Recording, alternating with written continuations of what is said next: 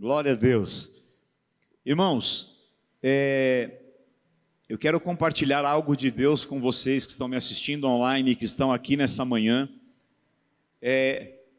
Vocês sabem que em 2019, Deus abriu a minha mente para Romanos 12:2. Transformai-vos pela renovação da vossa... Novamente, todo mundo comigo, vamos lá. Transformai-vos pela renovação da vossa mente. Recentemente, esse diamante bruto e raro desse livro chegou às minhas mãos. E esta mulher, doutora Caroline Leaf, ela é uma baita neurocientista, uma mulher mega graduada, cientista também. Aqui tem todo o currículo daquilo que ela é. Já leu esse livro, Ana? Leia, está começando a ler esse livro. E tudo aquilo que ela traz nesse livro, eu estou falando isso por causa do Metalion, por causa do que o Glu falou. Nosso próximo Metalion é dia 17 de março. E eu sempre entendi espiritualmente, fale espiritualmente, o poder, irmão, de a gente começar a ter pensamentos bons e escolher e não permitir o crescimento de pensamentos ruins. Eu trouxe um bom aprofundamento sobre isso no último Metalion. Mas depois do último Metalion, que foi agora, no início de janeiro, Deus me deu contato com esse livro. E aqui eu comecei a entender que não somente o pensamento positivo, você escolheu os seus pensamentos e as suas escolhas, as suas emoções vão impactar positivamente, espiritualmente, olha aqui, mas como isso também transforma e altera o teu DNA. A epigenética é uma área da ciência que estuda que não são os seus genes de nascença que determinam inteligência, saúde ou doenças, mas não é o seu gene que determina só a sua história. Isso é determinado até 10%, mas 90% do que você pode viver de saúde, de inteligência, de possibilidade, é o que você transforma os seus próprios genes e o seu DNA através das escolhas saudáveis dos seus pensamentos. E isso é a epigenética. A epigenética vai dizer que você pode ter pensamentos que alterem os seus genes. Querido, neurocientistas fizeram estudos que quando você é submetido a muita raiva, muita tristeza, fala tristeza, raiva, culpa, medo, diga dor, o que isso faz? Isso encurta e desestrutura e deforma seu DNA. Fala assim, deforma o meu DNA. Agora olha o que os cientistas descobriram, que sentimentos que vêm de pensamentos de alegria, gratidão, amor e empatia, eles desdeformam, eles trazem ao normal de volta ao DNA. E quando você tem pensamentos positivos, quando você entende o que é mentalidade, o que é neurociência, o que é mindset, o que é reprogramar seu cérebro, você na verdade está alterando positivamente o teu DNA, e ele começa a produzir células positivas, e você pode produzir até genes de mais inteligência, quando você pensa intencionalmente naquilo que é bom. Não sei o que estou dizendo isso, é uma baita neurocientista. Eu não vou ler o gabarito inteiro dela que está aqui atrás, mas eu trouxe esse livro, não tem nada a ver com a pregação de hoje, mas eu senti muito de compartilhar isso com você, mas eu quero ler uma parte do livro que diz assim, ó, doutora Gayle Williamson, uma importante pesquisadora da medicina mental e corporal, professora da Universidade de Miami, descobriu que o fator mais significativo que fez a diferença no tratamento de pessoas com HIV foi a escolha deles de acreditar que há um Deus amoroso. Vocês estão comigo aí? O que fez a diferença no tratamento de HIV foi os pacientes que acreditavam em um Deus amoroso e benevolente, em especial para quem também escolheu ter um relacionamento pessoal com um Deus assim. E a conclusão que essa médica teve é que foi baseada, irmãos, olha só, quem escolheu pensar positivamente, crer em Deus e se relacionar com um Deus, entendiam que esse Deus os amava, essas pessoas com HIV tiveram uma diminuição na carga viral de HIV, na quantidade de vírus da AIDS e na concentração aumentada de linfócitos T auxiliares. Esses linfócitos, quanto maior a concentração, mais o corpo consegue lutar contra a doença. E ela não é uma cristã, mas essa médica, a doutora Aaron Irinson, ela diz: se você acredita que Deus o ama, isso possui um fator protetivo enorme, que te protege mais do que ter pouca tendência à depressão e muito otimismo. Só acreditar que Deus te ama e se relacionar com Ele te protege contra enfermidades, mais do que até mesmo ser otimista. Acreditar na afirmação personalizada, ou seja, de que Deus ama a mim, é algo muito mais forte até do que tratamentos medicamentosos. Vocês estão ouvindo? Está achando normal aí? Quem está impactado com isso aqui? Nossas escolhas têm um impacto. Elas se transformam na nossa fisiologia. O que você escolhe, o que você pensa, está formando o seu corpo, está determinando cura ou não sobre o seu corpo. E tudo aquilo que acreditamos, assim sobre o que cremos sobre nós mesmos, alteram os fatos. Aí ela cita, ela é cristã, a escritora é cristã, a fé é a certeza das coisas que se esperam. E ela diz: seja no que for, que você acredite, tem esperança de acontecer, isso vai se transformar em substância, a nível físico, e você age a partir disso. Nossas escolhas, as consequências naturais dos nossos pensamentos e imaginação, ou seja, quando você faz uma escolha debaixo de pensamento, isso fica sob a tua pele, no teu DNA, e as suas escolhas, os seus pensamentos, bons ou maus, podem ativar ou desativar certos genes, mudando a estrutura dos neurônios no seu cérebro. Você pode aplaudir a Deus por isso, irmão?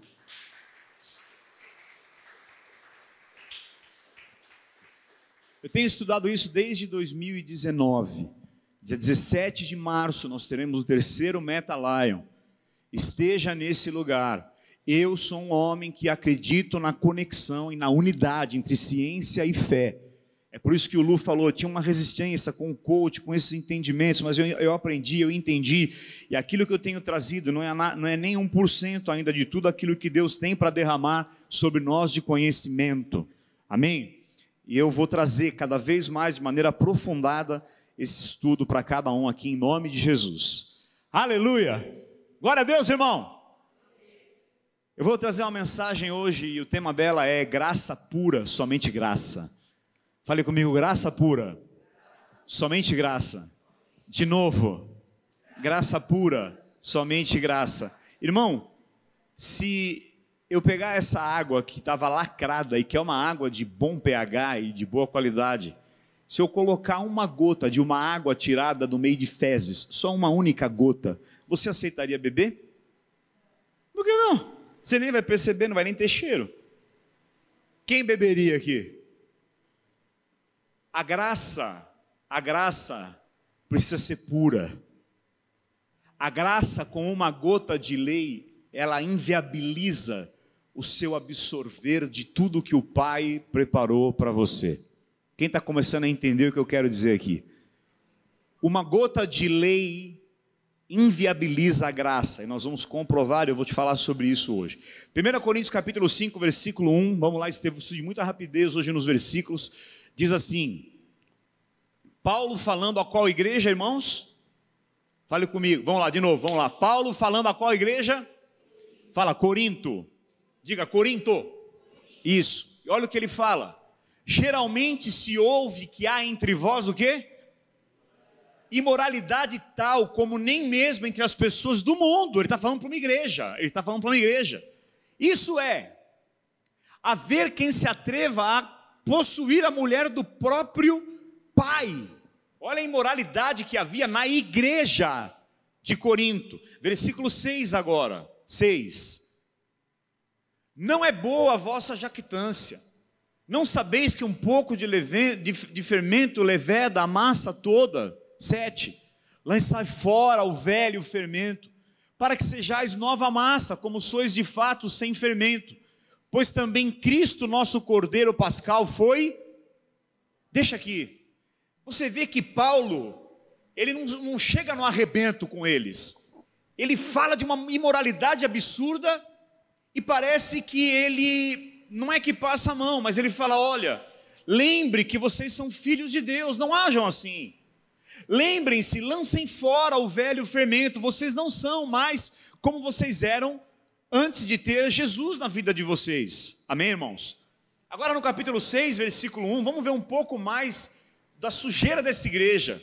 Aventura-se alguns de vós, tendo questão contra outro, a submetê-lo a juízo, perante injustos e não a santos. Ou seja, além de imoralidade, eles estavam com o problema de pôr os próprios irmãos na justiça, de meter no pau, de levar os irmãos à justiça, a juízo. Agora, no versículo 15 ainda, diz assim: não sabeis, aí ele entra em outro problema aqui, que é prostituição, que os vossos corpos são membros de Cristo, e eu, porventura, tomaria membros de Cristo e faria membros de meretriz? Absolutamente. Irmão, aqui ele está falando para quem se prostituía na igreja. E ele fala o quê? Novamente você não vê uma condenação, algo muito severo. Sim, ele fala: olha, vocês são santuário de Deus. Não hajam assim. Vocês são a habitação do Espírito. Vocês são a habitação do Espírito Santo. Diga assim: isso foi Corinto.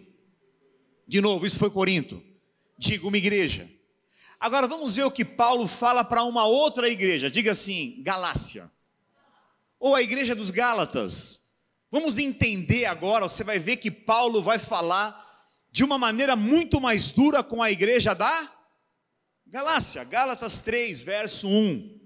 Ele vai dizer assim: ó insensatos, é como se falasse assim, seus estúpidos, sem juízo, seus tolos, ó insensatos Gálatas, quem vos fascinou a vós outros? Ante cujos olhos foi Jesus Cristo exposto como crucificado. Verso 3. Sois assim estúpidos, loucos, insensatos, que tendo começado no Espírito, agora vos aperfeiçoando na... E veja, não tinha prostituição, não tinha pecados, como os pecados que nós acabamos de ler da igreja de Corinto. Vamos lá, irmãos, vou começar a pregar. Perceba que houve muito mais severidade de Paulo com Gálatas, com a Galácia, do que com a igreja de Corinto.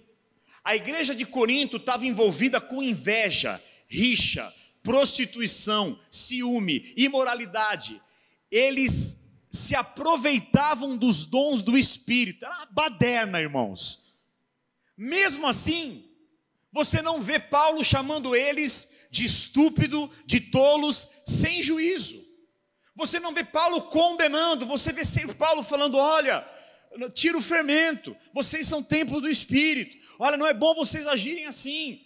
O apóstolo vem sempre trazendo para aquela igreja cheia de imoralidade uma consciência de que eles agora tinham uma nova vida em Cristo, amém, queridos? Trazendo uma metanoia, que é arrependimento, que é mudança de mente. Falando para eles: olha, mude a mente de vocês, não hajam mais dessa forma. E olha o que para essa igreja suja, imunda, cheia de pecado, Paulo fala. 1 Coríntios 1, versículo 7. Olha o que ele traz para essa igreja, que até usava errado os dons do Espírito. De maneira, olha o que ele fala para eles: olha, que não vos falte nenhum dom, aguardando vós a revelação do nosso Senhor. Paulo pega essa igreja, ele está escrevendo para eles, e fala: ó, que não falte nenhum dom para vocês. Você não vai ver, irmão, uma condenação veemente de Paulo. E veja, quero fazer um parênteses: eu não estou aqui fazendo nenhum tipo de apologia à imoralidade, ao erro. Eu estou dizendo a forma que um apóstolo tratou duas igrejas, porque entender isso vai ser fundamental para você poder viver uma graça pura. Agora olha o que ele fala no 8: o qual também vos confirmará até o fim. Ele fala para Corinto: esse Deus vai te confirmar até o fim, para seres irrepreensíveis. Como assim? Eles eram cheios de pecado. É porque nós somos irrepreensíveis, não é pela nossa conduta, mas é pela conduta de Cristo, e essa conduta correta nos santificou, e é o Espírito Santo e a graça que nos leva a ter uma vida santificada. Versículo 9, ele diz: fiel é Deus pelo qual fostes chamados à comunhão. É a mesma igreja que eles estavam pegando a mãe do pai. Qual era o problema? E por que para os Gálatas agora, aqui é a igreja de Corinto, fala aqui, Corinto. Aponta para cá e diga Corinto.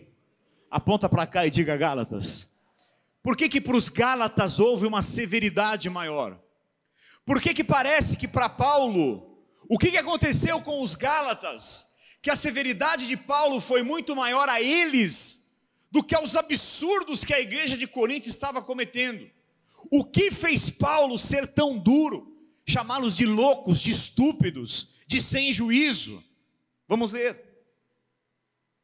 Vamos ler, daqui a pouco eu vou ler. Fala assim comigo, é porque eles viviam uma mistura da lei com a graça. De novo, fala assim comigo, eles viviam uma mistura da graça com um pouco de lei. Irmãos, o motivo pelo qual Paulo foi assim duro com os Gálatas é porque eles estavam vivendo um evangelho, uma doutrina, onde eles misturavam graça com... Nós estamos há 1 ano e meio aqui ministrando a graça, e eu vim nessa manhã te dizer que nós precisamos fazer uma escolha, ou viver 100% na graça, ou viver 100% na lei. Essa é a sua escolha. Eu quero escolher, e eu escolho viver 100% na graça. 100% dos lugares que eu vou pregar, o que me chamam para pregar, ou que eu estou ouvindo pregações, 100% dos lugares no Brasil que eu tenho ouvido pregações, eu ouço graça misturada com um pouco de lei. Tem graça, e é bom, mas existe junto uma mistura de graça com lei. Fale comigo, mistura de graça com lei. Esse dia eu estava vendo uma mensagem, cara, o cara estava indo muito bem na graça, no final ele meteu o pé na jaca, irmão. Isso é muito sério, isso é muito comum, porque o problema do nosso evangelho muitas vezes não é a graça, mas é viver somente a graça. Fale assim comigo, somente a graça. Quem quer somente a graça? Uma gota de lei vai inviabilizar a graça. E quando há essa mistura no evangelho que nós vivemos, na teologia, no evangelho que nós praticamos, o que isso traz? Primeiro, uma perspectiva confusa e errada de quem é Deus.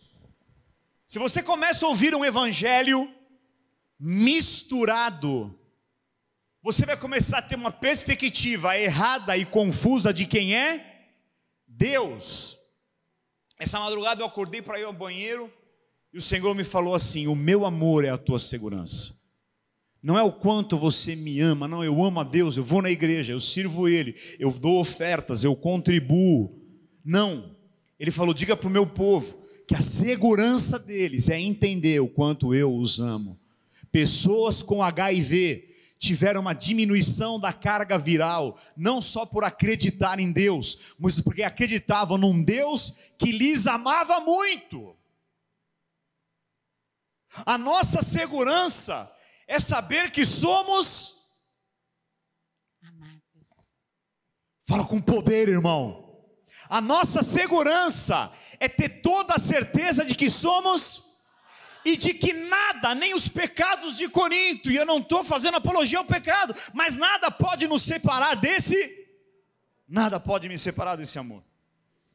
Esse evangelho misturado, graça com lei, lei com graça, vai trazer então uma perspectiva confusa de quem é Deus. Olha aqui para mim, uma hora você acha que Deus está zangado, outra hora que Ele se agrada de você, uma hora você acredita que Deus vai te punir com enfermidades, outra hora que Ele te cura, uma hora que Ele vai colocar guerras, dores e aflições para te tratar, outra hora Ele te livra trazendo milagres, uma hora Ele te abençoa por amor, outra hora Ele exige sacrifícios de você. Isso é a confusão, é a mistura, é a fusão de lei com graça, que traz uma paranoia e uma mentira na nossa perspectiva verdadeira de quem é Deus. E aqui então me vem um entendimento. Quando eu olho para Gálatas, a igreja que chamou de louco, de estúpido, E eu olho para Corinto, a igreja cheia de pecado, que Paulo falou, vocês foram chamados à comunhão, Deus confirme os dons, até o fim vocês vão ser irrepreensíveis. Quando eu olho para Gálatas, e quando eu olho para Corinto, eu entendo uma coisa: crer numa doutrina errada para Deus é pior do que ter um comportamento errado. Eu estou aqui falando para você ter um comportamento errado, irmão? Vocês estão entendendo bem isso? Que a galera tem falado e edita, agora você estimula o pecado? Não. Eu estou aqui fazendo apologia. Vai lá, cate a mulher do seu pai, leva os seus irmãos para o juízo, e minta, e tem inveja, é isso que eu estou falando. Mas o que nós enxergamos aqui? Que perante os olhos do apóstolo, da graça, ele vem dizer que crer numa doutrina errada perante Deus é pior do que ter um comportamento errado. Segunda coisa de quando há essa mistura, qual é a primeira? Eu começo a ter uma perspectiva errada de quem é o papai, de quem é Deus. Você nunca vai ver alguém na lei chamar Deus de papai. Você nunca vai ver na lei, misturada com graça, alguém chamar Deus de verdade de seu Abba. A segunda coisa que essa mistura traz, cara, isso aqui é muito violento, irmão. Respira. Abra seu cérebro, open your mind, abra seu espírito agora. Quem crê que tem uma pureza aqui? Quem crê que tem uma pureza nessa água? Agora, se eu ponho uma gota de água que eu tirei da pior fezes, e talvez eu nem saiba, alguém pode ter contaminado sem eu saber. Você ouviu muitas vezes um evangelho contaminado sem você saber?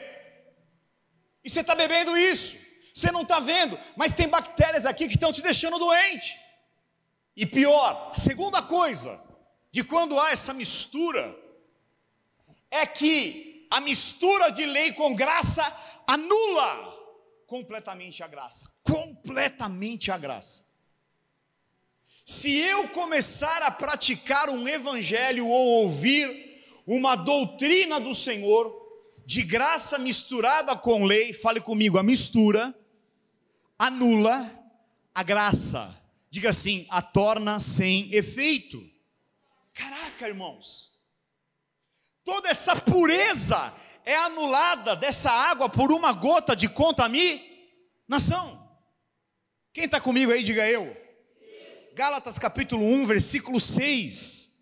Eu estou na igreja de Gálatas, olha o que Paulo fala. Estou chocado. Eu estou passado com vocês, ele diz, porque vocês passaram tão depressa daquele que vos chamou da graça para outro qual? O misturado. O misturado. Então ele vai dizer aqui, eu estou chocado. O que deixou Paulo chocado? Fale comigo, a mistura. A mistura. Porque não foi o que ele ensinou para essa igreja. O que Paulo ensinou para a igreja de Gálatas? Graça pura. Mas eles, porque quando você vem da religião, é muito forte essa veia da lei. Quando, sabe uma coisa que acontece e que eu vejo aqui? Vou falar de algo assim, essa igreja teria um potencial para ter muito mais financeiramente, a gente ajudar muito mais gente. Mas eu optei em não pôr lei nas entregas. Eu optei em não pôr nenhum sacrifício, em colocar nenhuma obrigação sobre você. E é exatamente, não precisa acrescentar nada, o que o pastor Lu disse aqui. E aí quando eu tiro a obrigação, diminui a entrega, porque agora eu não preciso mais. Precisar não. Não é isso que me abençoa e abre portas e destrava. Não. Opa, então não preciso entregar. Quem está entendendo o que eu estou falando aqui, seja honesto e levante sua mão. Talvez você entregava muito mais quando você vivia na lei do que agora quando você vive na graça. Sonde seu coração. Não estou falando do que você tem que fazer. Eu estou falando, olhe para você. Versículo 7. O qual não é outro evangelho, ele fala. Paulo fala, não existem dois evangelhos. Senão há alguns que vos perturbam e querem corromper o evangelho de Cristo. Diga corromper. Irmão, uma gota de lei corrompe a graça. E eu vim aqui te dizer nessa manhã que hoje você tem que fazer uma decisão de que lado você fica. Ou você fica do lado da mistura, ou você fica do lado da graça. Difícil ter um lugar no Brasil que pregue hoje 100% lei. Acho que não tem. Mas 99% vai pregar lei com graça. E você tem que hoje fazer uma opção. Ou você fica na lei com a graça, ou você fica puramente no evangelho da graça. Essa escolha, ela é nossa. Querido, e se eu estou te dizendo que um pouco de lei anula toda a graça, o que sobra então se eu estou vivendo um evangelho de lei com graça? Sobra uma religião e não uma vida espiritual. Na religião, você tem que orar, você tem que ofertar, você tem que dizimar, você tem que. É a religião do você tem que. Que igreja você frequenta? É a igreja do você tem que. Você tem que em Cristo. Você tem que orar, você tem que jejuar, você tem que. Você não tem que nada. Cara, é muito louco, a Nicole me mostrou uma coisa agora, esse versículo que ele leu, o zelo pela tua casa Olha o que a Nicole estava lendo numa versão, olha o que diz essa versão, escuta aqui. O meu amor pela tua casa, ó Deus, queima dentro de mim como um fogo. Por que eu oferto? Por que eu vou, em nome de Jesus, entregar um projetor? Por que eu vou semear na vida do irmão que está indo para a Alemanha? Porque o zelo, porque o amor, meu amor, ó Deus, pela tua casa, queima dentro de mim como um fogo. Quem está entendendo aí, irmão? Fala assim, eu em nome de Jesus. Então se a graça é anulada, sobra o quê? Fala comigo, uma religião. Uma religião. Tem um pouco de graça, não tem? Tem. Tem salvação. O que você precisa fazer para ser salvo? Nada, só aceita Jesus, Ele faz tudo, Ele fez tudo. Não, olha agora, mas para isso, você tem que aquilo. Faz voto, vai, entrega, faz, tá, se esforça, senão agora não. E é uma mistura, e então se torna numa religião. E não mais num relacionamento. O que Deus quer na graça é relacionamento, é amor, é comunhão. Esse apóstolo Paulo era doido de pedra, irmão. Ele chega para esse nível de igreja e fala assim: vocês foram chamados para comunhão e são irrepreensíveis até o fim. É punk entender isso, sim ou não, irmão? Você concorda comigo? Não é difícil para a nossa cabeça, cheia de lei, cheio de religião, entender isso aqui? Mas Paulo está dizendo isso. Então, tem 3 coisas que nós precisamos compreender para viver essa pureza. Fala comigo, pureza. Olha para o seu irmão, sorria para ele e fale, pureza. É dessa água que eu quero beber, irmão. É dessa água que eu e os pastores desse lugar fomos chamados para te encharcar. Repito isso, é dessa água que eu e as pessoas desse lugar fomos chamados para te levar, para te fazer beber, para te encharcar. E a primeira coisa então que nós precisamos entender para ter essa pureza, fala assim comigo, Cristo e a cruz são suficientes. Fala de novo, Cristo é suficiente. Diga forte, a cruz é suficiente. Irmão, você não precisa de um símbolo. Se você ainda carrega um símbolo no seu carro, seja liberto da lei em nome de Jesus. Se você carrega um símbolo no teu corpo, seja liberto da lei em nome de Jesus. Deus está nos chamando para um evangelho puro. Não estou nervoso, que nem diz o Lu. Você não precisa de mais nada. Você não precisa de uma religião. Você não precisa da minha oração. Você não precisa de gurus. Há momentos que Deus vai te colocar diante de mestres que vão te ensinar, que vão te curar, que vão ser bênção. Mas não crie uma idolatria na paternidade deles. Entenda que tem um Abba sobre você. Você tem o papai.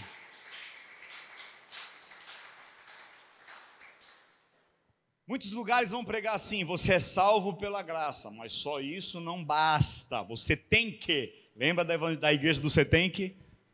Você tem que obedecer a lei, você tem que guardar os 10 mandamentos, você tem que andar em santidade, você tem que fazer boas obras para ser aceito por Deus. Querido, boas obras é de Deus? Responda alto comigo, eu gostaria que todo mundo participasse desse culto, senão eu vou até você, eu vou fazer você me pregar no meu lugar. Boas obras é de Deus, santidade é de Deus, andar na presença é de Deus, mas você tem que, não, eu faço por amor, é fruto, fruto não é forçação de barra, fruto nasce espontaneamente.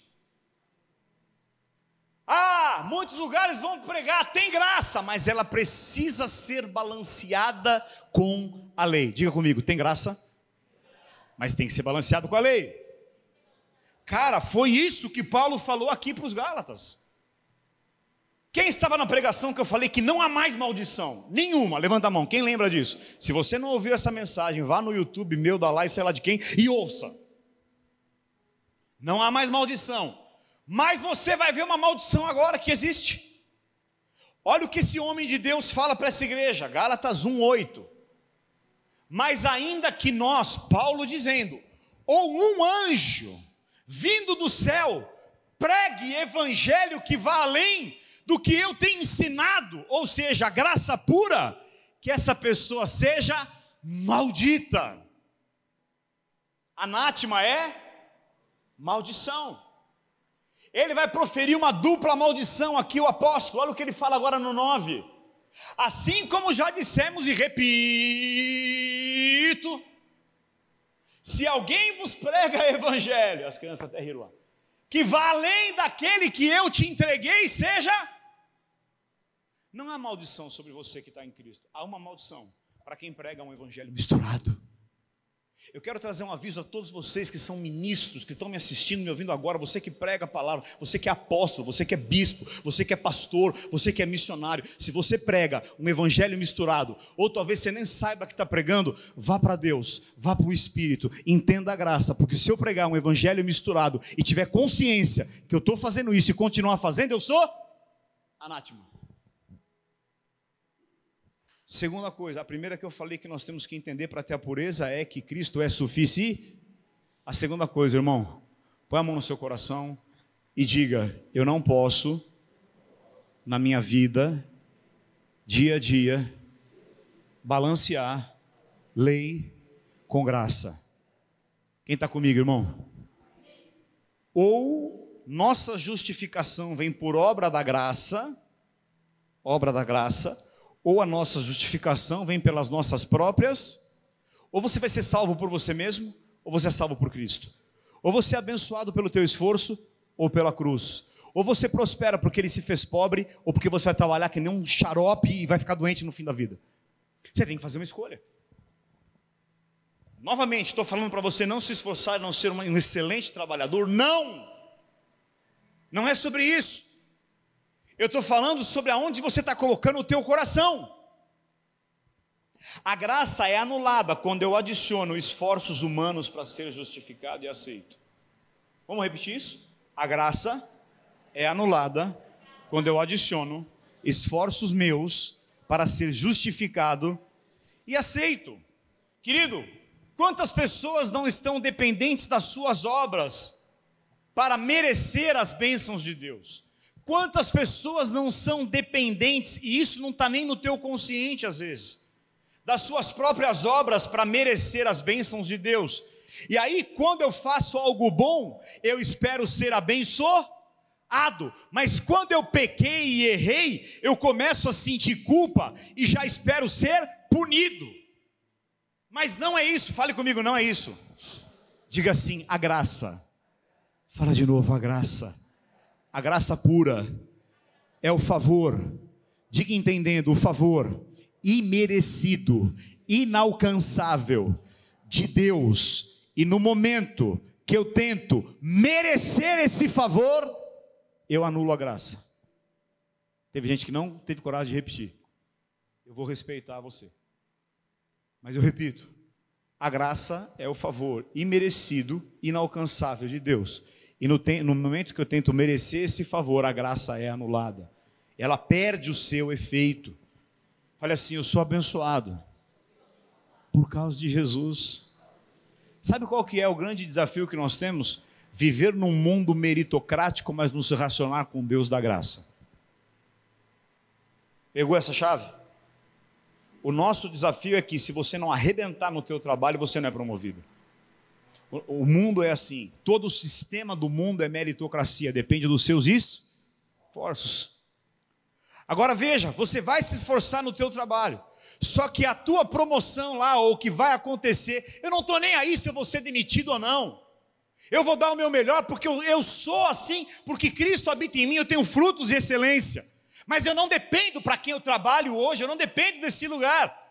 E se eu for ali promovido ou não, é graça, não é o meu esforço. O mérito na graça é de um único, é do Cordeiro, Jesus Cristo, o Filho de Deus. Não tem a ver com o nosso desempenho. Quando eu misturo, eu perco o benefício das duas alianças. Diga comigo, aliança da lei e aliança da graça. Se eu misturo, diga, eu perco o benefício de ambas as alianças. Você entende? Você está entendendo isso? Se eu misturo graça, ou eu vivo na lei, ou eu vivo na... Se eu misturo, um anula o outro, porque tem benefícios aqui, sabia? E tem benefícios aqui também. Só aqui tem benefício, mas só aqui é superabundância.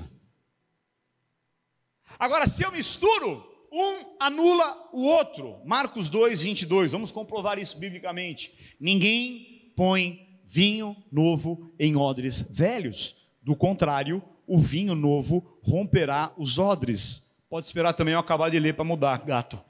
Aleluia. Tá. Aleluia. Do contrário, o vinho novo romperá os odres velhos. Pode ir. E tanto se perde o vinho como os odres. Mas ponha vinho novo em odres. Ei, irmão, olha para mim. Vinho novo é a nova aliança da graça. Odre velho é a antiga aliança da lei. Cara, se você misturar vinho novo com o odre velho da lei, tudo se perde. Eu perco. Diga comigo, um anula o outro. Agora se prepara. Quando eu tiro a jaqueta, eu estou irritado. Muito calor, isso aqui não funciona. Apocalipse capítulo 3. Apocalipse 3.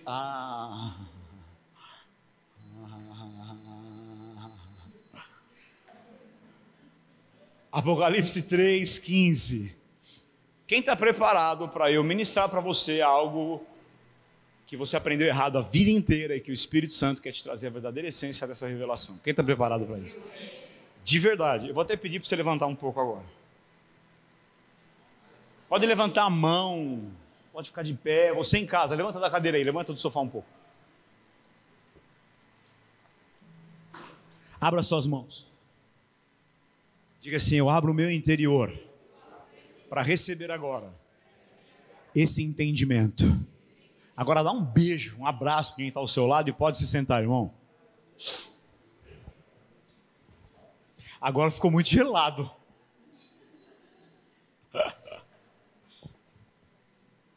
Vamos lá. Nicole, eu vou falar um dos entendimentos mais profundos agora, que eu tenho convicção, que a vida inteira eu tenho convicção, que ninguém aqui ouviu do jeito que o Senhor vai nos ensinar agora. Vamos lá. Quem lembra que em Apocalipse, Jesus começou a trazer sentenças para as 7 igrejas da Ásia? Alguém lembra disso aqui? Ele chega aqui nessa igreja em Laodiceia e fala assim, conheço as tuas, que nem és frio, nem... Então ele está falando para os caras ali, vocês não são frio, Gálatas, nem vocês são quentes. Quem me dera, olha o que Jesus está dizendo. Jesus está falando, eu gostaria que vocês fossem frios, ou que vocês fossem, eu, Jesus, gostaria que vocês fossem frios, ou quentes. Vai, Estevam. Assim porque vocês são mornos. Está caindo ficha aí?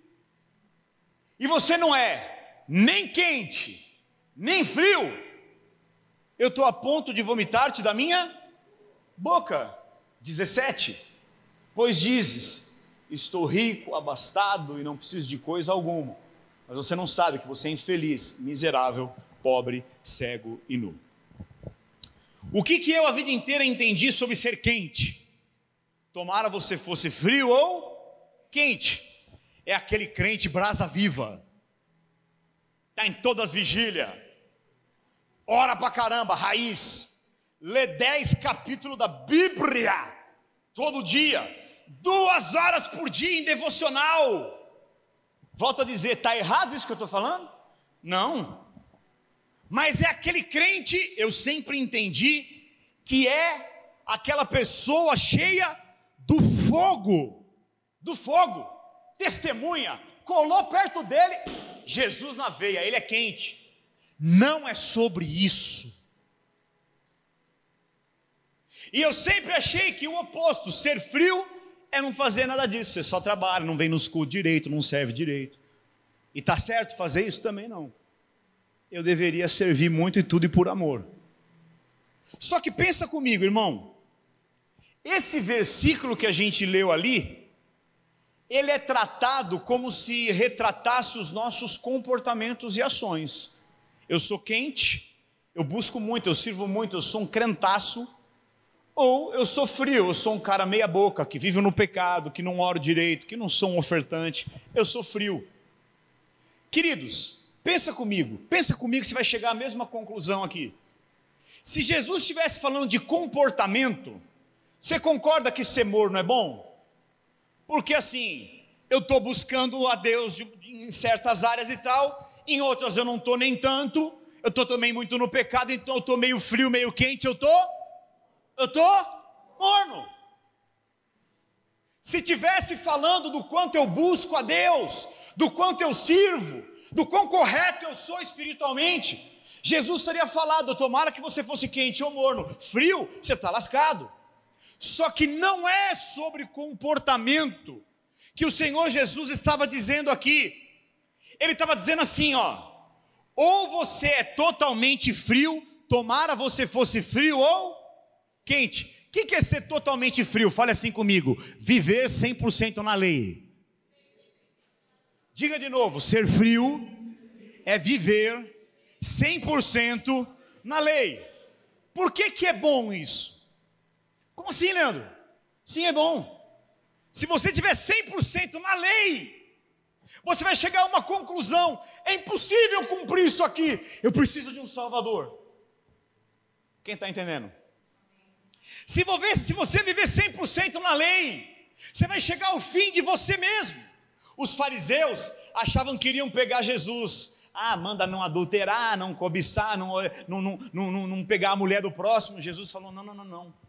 Se você passar na frente de uma banca, ou subir uma imagem no seu celular, se tiver um pensamento impuro, você já adulterou com aquela mulher. Ele leva a lei a um padrão original de que é impossível para o ser humano o quê? Cumprir. Então, se eu estou num lugar que só prega a lei, é ótimo, porque isso me mostra, eu estou no fim, eu não tenho como, eu não consigo cumprir, eu falho, eu não posso, eu preciso de um Salvador. Eu preciso de alguém que cumpra, eu preciso de alguém que realmente me dê isso, porque sozinho eu não consigo. Diga, sozinho eu não consigo. É impossível, querido. Agora, quando existe uma mistura de graça com lei, existe uma mornidão. Você entendeu isso? Se o evangelho que eu ouço, se a vida com Deus que eu vivo, é uma vida misturada de lei com graça, você concorda-se que a lei é água gelada e a graça é água pelando? Se eu misturo os dois, eu tenho água? A salva de palmas para vocês. Água morna. E ele está falando, se você viver morno, eu vou te vomitar, porque você anulou. A aliança da lei, ela tem vários benefícios, e o principal, mostrar que você não consegue, e te aponta para Cristo, e a graça é só Cristo. O problema, a grande maldição, a grande desgraça desse evangelho, infelizmente, que a gente ouve, que a gente vê por aí, é a mistura. Diga comigo, a mistura. Fala comigo, a mistura. E quando nós misturamos leis com graça, cada aliança é roubada do seu efeito completo. A lei, só ela tem um efeito maravilhoso, te levar para o Salvador. A graça, só ela, é só o Salvador. O problema, quem entende que a gente está denunciando algo muito sério aqui hoje? Levante sua mão. O grande problema é quando existe mistura. A mornidão é mistura, e Deus mostra aqui que Ele odeia a mistura. E por que Deus odeia a mistura? Porque só ela pode te impedir de ir para a graça de verdade. Porque se você estiver só na lei, e você entender a lei de verdade, você vai falar assim, miserável homem que sou, eu não posso, eu preciso de Jesus. Agora, quando eu tenho um pouquinho de graça, mas tenho um pouquinho de lei, eu não preciso da graça. E por isso que Deus odeia a mistura. E por isso que Deus odeia a mornidão. Porque se eu tiver lei com graça, eu tenho um sentimento, não preciso da graça somente. Quem está entendendo aí, irmão? Gálatas 3, 24. Olha como a lei foi boa. De maneira que a lei nos serviu de tutor, de professor, de mestre, de alguém que te ensina. A lei nos serviu, diga, de tutor, diga, de cuidador. Para nos conduzir a quem? Cara, então quando Deus deu a lei pura, qual era o objetivo de Deus? Era punir o povo com a lei? Era apontá-los para? Era conduzi-los para quem? Para Ele. De maneira que a lei nos serviu de mestre, de cuidador, para nos conduzir a Cristo, a fim então, de que fôssemos justificados, não por nada do que nós podemos fazer, ou fizemos, ou faremos, mas apenas pela fé em Cristo Jesus. Aleluia. Irmão, se você estiver no meio do mar se afogando, e você, imagina aqui, quem já viu falar aí de Nazaré, lá em Portugal, imagina você em Nazaré, ou num lugar com altas ondas, e você está se afogando. Tem uma condição para o salva-vidas te resgatar e você não morrer: pare de se esforçar. Pare de se debater. Pare de lutar para ser salvo. Pare de lutar para querer boiar. Deixa o salva-vidas da graça te pegar. Os meus esforços para me salvar no meio do mar, se eu sou salva-vidas e eu vejo um cara grande, tipo meu filho, ou Lu, alguém grande, forte, se debatendo, e eu, com esse corpo imenso que eu tenho, se eu vejo alguém ali, eu não chego perto enquanto ele não para de se esforçar e deixa a graça te salvar.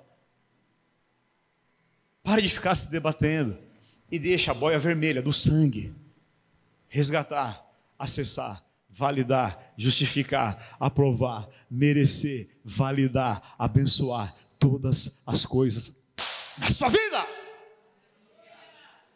Aleluia!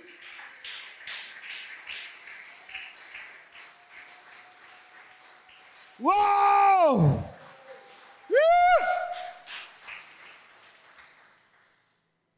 E para terminar, se esse A for de mentira, Gálatas 5:4, irmão. De Cristo, quem aqui quer se desligar de Cristo para sempre? Se desligar, diga eu. Não. Ele fica dando uns estralos, não vai cair, está tudo bem, ele é assim mesmo. O nosso ar-condicionado, às vezes, ele faz uns estalinhos. De Cristo vos desligastes. Olha que loucura, irmão. Olha aqui para mim, olha aqui para mim. Está falando aqui que eu me desligo de Cristo quando eu peco? Ei, olha aqui. Está falando de Cristo que eu me desligo de Cristo quando eu peco? De Cristo vos desligastes. Está falando para quem? Para os Gálatas. Gálatas. De Cristo vos desligastes, vós que procurais justificados na lei. Da graça você caiu. Se você, Gálatas, quiser misturar lei com graça, lei com fé, obras com fé, lei com graça, da graça de cá e de Cristo vos desli, é forte. Eu quero te dizer que quando alguém peca, muitos pregadores dizem, caiu da graça. Não, olha mesmo para o seu pastor, você nunca vai cair da graça se você pecar. A única coisa que te faz cair da graça é quando você mistura lei com graça. É o que está escrito ali. Faz sentido? Novamente, estou te dizendo, vai e peque? Não. Eu sei que se eu pecar, eu estou perdoado. É por isso que eu vou pegar e vou trair a minha mulher amada? Eu posso trair ela, não posso? Sim ou não? Eu não posso traí-la? Eu não posso sair agora e me embebedar e ficar travado na cachaça? Posso ou não posso? Quando a graça está em mim, a vida de Cristo é mais forte que o desejo do pecado. Eu não quero. Eu não fico morrendo de vontade. Ai, eu quero trair, mas eu não quero porque ela é uma boa mulher, uma boa mãe. Ela sempre foi. Não, querido. Para mim é natural andar em santidade. Só que eu vim aqui te dizer que o que te faz cair da graça e o que te desliga de Cristo não é uma vida de pecado, porque isso ele solucionou na cruz. É a mistura. Não é nem a lei, porque a lei de verdade te aponta para ele, mas a mistura é que é o problema. Uau! O que faz cair da graça é misturá-la com a lei, com os nossos esforços humanos.